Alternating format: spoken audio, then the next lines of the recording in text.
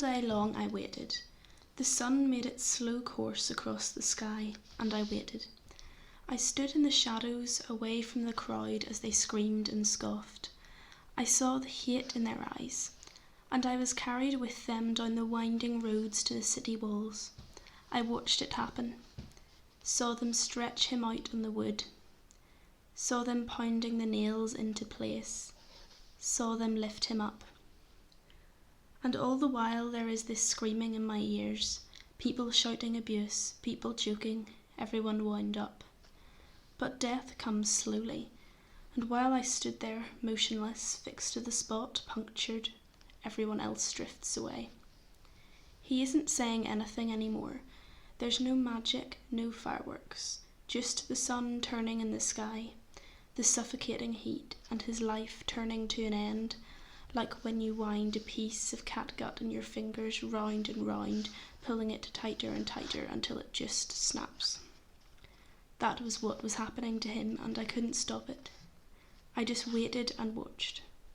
It was the last thing I could give to him who has given me so much, who gave me back my dignity, who saw me as me, who healed me not so much by flashy power but by affirmation, by love. He made me a person again. He saw what I could be. He lifted me up. And now that's where he is, lifted up like he said he would be. But no one is drawn to it, only a few of us left, watching and waiting. When they hammered in the nails, he turned to the soldiers who were doing it and forgave them. And he wouldn't even argue with Pilate or Caiaphas or any of them. Like he knew what was happening was not just about them and they couldn't be left with the blame. And he let Judas do what he knew he was going to do.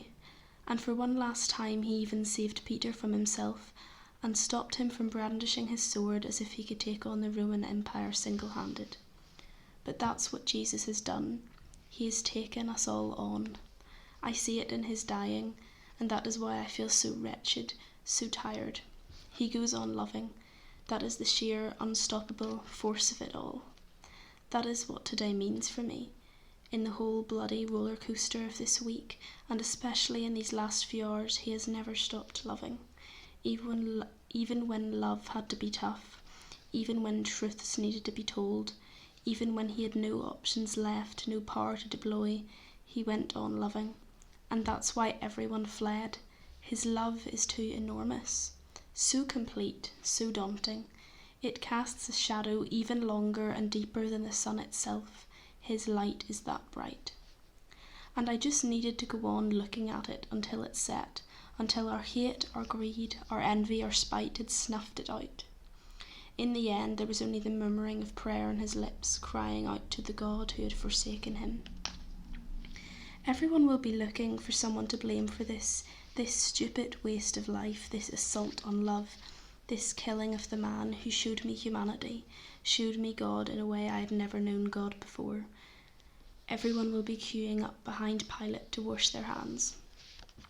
But I know who is to blame. I know it, and at the same time I am liberated by it.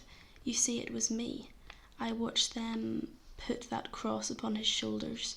I watched them hammer the nails into his hands, and it was like I was doing it. I had the nails in my hands. I was holding them between my fingers and bringing the hammer down.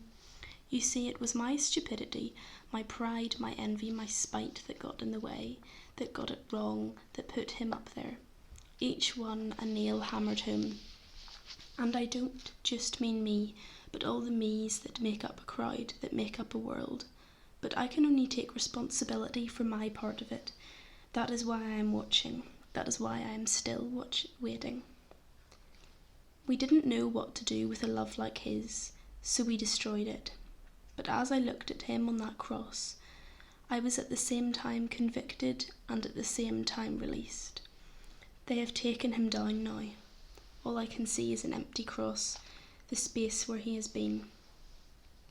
I can't see him anymore, but his love went on, right through to the end, right through to the dying.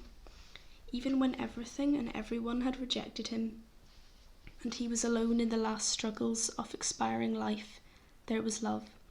And I don't know where that will lead for me or what good it will do, but I see it now. It was for my sins that he hung and suffered there. And somehow, by the tenacity of his loving, I am free to love again.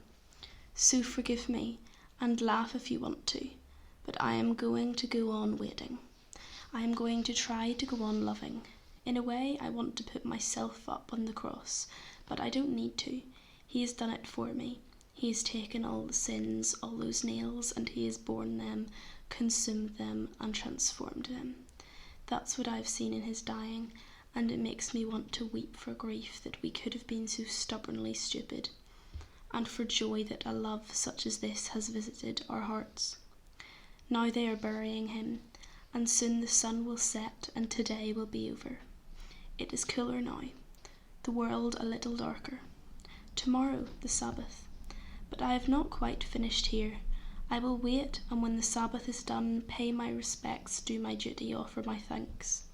I will anoint him again, his body for its death. So please don't point the finger any more, but wait with me. Imagine the nail in your hands. Receive this astonishing gift of tenacious love, all poured out in his dying, broken for you.